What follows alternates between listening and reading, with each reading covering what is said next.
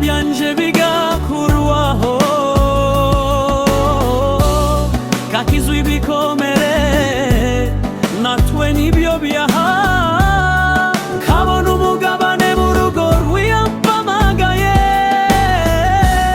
Sinagusiga kuko nawe tundekura, tunja kure yanje utuye mu mutima.